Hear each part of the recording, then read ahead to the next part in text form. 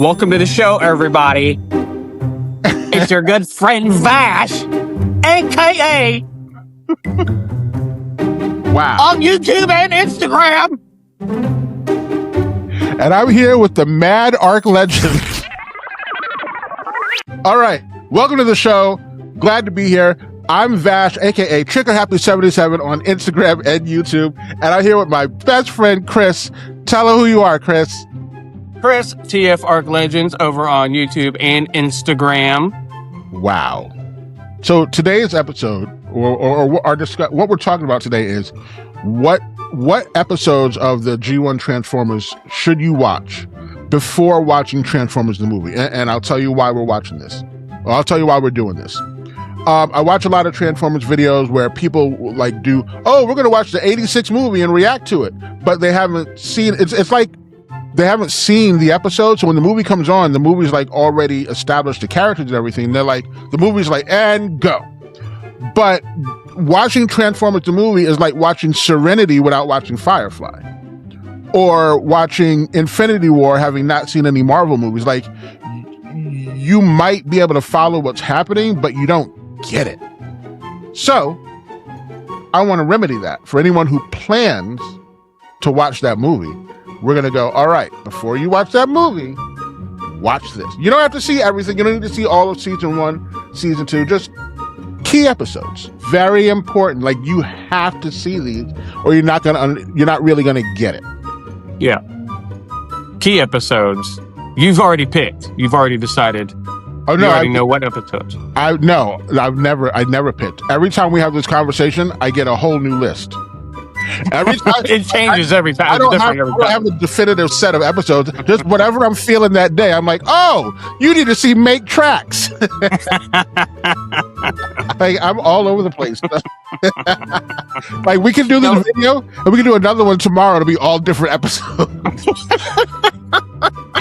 You want me to go first? You want to go first? I want you to go at some point. Yeah. Okay, well, I'm just going to go. My first episodes, I will say, of course, the first 3, More Than Meets the Eye, the 3-part series. Okay, and why? And also, how are you putting in 3 episodes? Like, you do 1 episode, then I do 1. It's a series. Yeah, but if you do all 3 episodes, then, like, what am I going to do? 1, and then you do 3 more? No, we do 1 and 1. We take turns. No. So the 3-part series, More Than Meets the Eye, it starts on Cybertron, so you know where they're at whenever the movie starts. Right. You know, think about that. You know, it sets your tone for, the attitude of both factions, and you get a good glimpse at all those original characters. I also feel that the first 3 episodes are key. They set up the entire story. I feel like the first 3 episodes focus more really on the Decepticons. Because if you notice, in the first 3 episodes, the Decepticons kind of like best the Autobots for the most part, all 3. So you get the understanding that, like, it's not just the Autobots win every time. Like, they're fighting for their lives. Yeah, there's a struggle. Yeah, they're not just like, it's not like the end of every episode the Autobots win. Like, I think, matter of fact, in the first 2, they lost because the end of the first episode, Megatron leaves them in the oil fire. And then at the end of the second episode, Prime's falling down the mountain. Remember when the ruby crystals are burning? Polar! You know what's interesting? I think was it the 4th or the 5th episode they introduced a space bridge? Has no meaning to the movie at all. You can skip that episode. Yeah, you don't need to know anything about a space bridge. Yeah, and that was one where, like, I think they took over. Especially for how many times they go back to Cybertron without using the space bridge. Apparently Starscream can just go. Why did they kept riding Omega Supreme and not taking the space bridge? Wouldn't that have been the space bridge belonged to the Decepticons. Yeah, so they would have to find themselves in it quite often. I know. It's like, is it just, I just don't want to have to deal with arguing with Decepticons today. All right, we don't feel like arguing. We'll just take 6 months to get to Cybertron. Yeah. Problem solved when we get there. Yeah, and Omega's going to crap out at some point. Another one I had in mind was the Plague of Insecticons. Wait, which one is that? Is that where they're introduced? That was their introductory episode. Yeah, you got to see that. Yeah, so they're prominently featured in the beginning of the Battle of Autobot City. So why not? It's always been an interesting relationship between them and the Decepticons. You know, who's going to stab who in the back? Right, because in the movie they were just like there, like we're with you, but normally it's just like, yeah, we'll help you this time, but we might not need you, like, or you know, we're better off without you. But in the movie they were just like, we're here. Mm-hmm. Like I consider like what else is happening in the episode. Like yes, it's Insecticons are in it, but there's also a lot more action going on with like characters that would soon disappear, like Windcharger and Brawn, or they're at least relegated to the, you know, back of the screen. Talk about getting kicked to the side. They were so great in that one. They got one episode, and they were the fact that so a couple of things. I loved Windcharger in that first season. Yeah, I always wanted more Windcharger. Him and Hound, I'm just like, I know you guys are pushing them, but they weren't for me. Love me some Brawn though. I really love Brawn. I'm a Brawn fan. I'm a Brawny. I'll get the door. Come on, Trail Breaker. So that's the thing. I'm going to get back to the Insecticons because that's who you're talking about.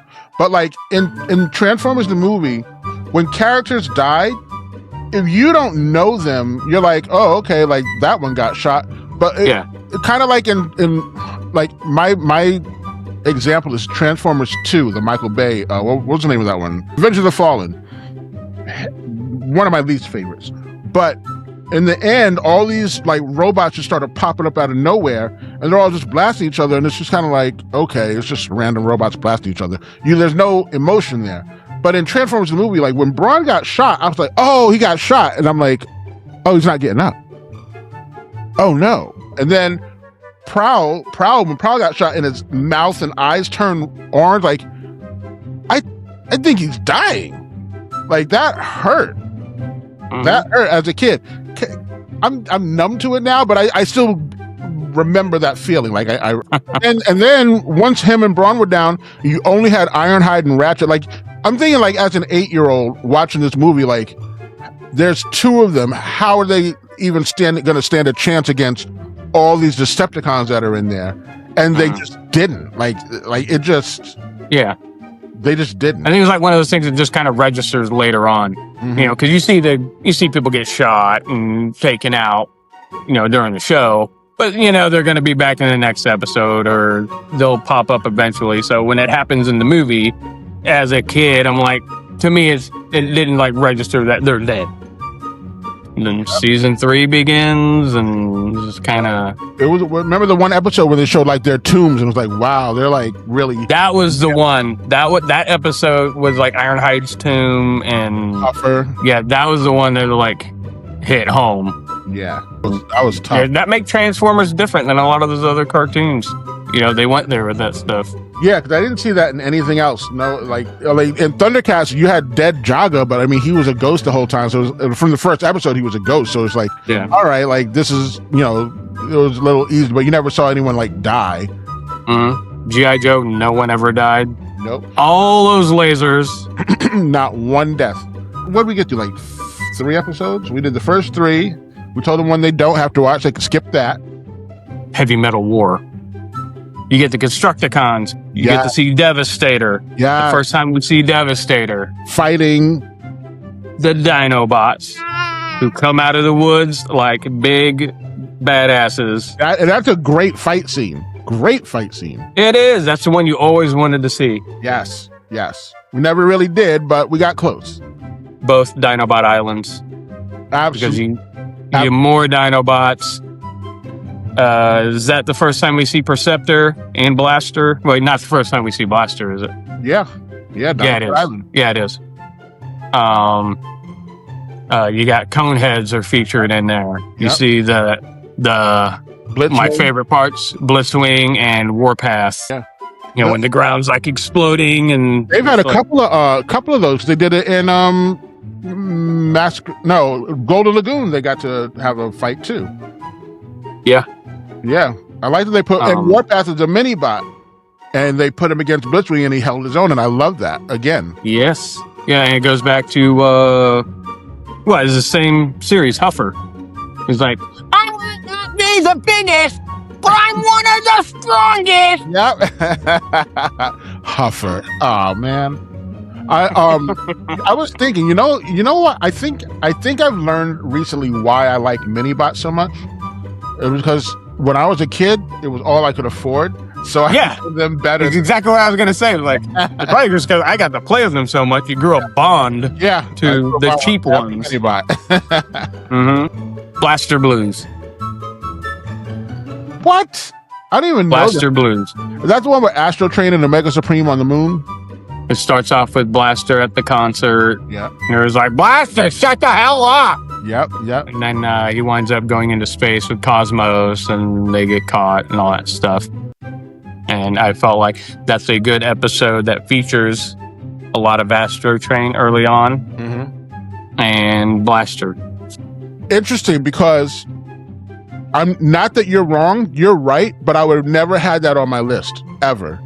Only because I guess I would want the same thing. I would want features of Astro Train and Blaster, but I would have picked them from different episodes. But that's excellent. I'm glad we see. And also, okay, that's Optimus Prime. Doesn't he get messed up?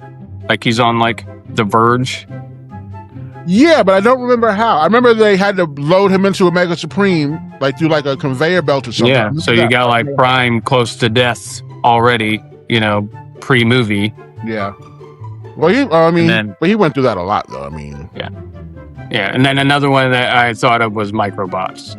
Absolutely, you got to have Microbots. Yeah, the emphasis with Perceptor. You get more brawn. Yeah, more brawn's always good. That relationship. It doesn't carry over to the movie, but it does dig into their personalities and who they are, their characters. So I appreciate that. Yeah. And I feel like that episode, all the episodes that I looked at, gives you a good frame for most, if not all, of the season 1 art crew characters that you see in the movie. And also that's the episode where the Decepticons get drunk. That's the good old days. The good old days of Cybertron. Laserbeak fell to the ground. I never paid attention to that as a kid. What else? Did you have other episodes in mind? I'll save it for the next episode. So we got about halfway through. We're gonna wrap this episode up. Wait, why are you turned to the side like you're getting ready to go catch a bus or something? We didn't even scratch the surface of what I think you need to see before you watch Transformers the movie. On our next episode, tune in to hear Chris say, make sure you like, comment, and subscribe. We'll be back for the next episode. Until then, we'll see you on Loonbase 2. Who's that girl? Wait, am I thinking of Who's That Girl or La Isla Bonita? La Isla Bonita in all the world. What's the question? The question was, is Loonbase 2 the name of the show that we're on, or is it the name of the...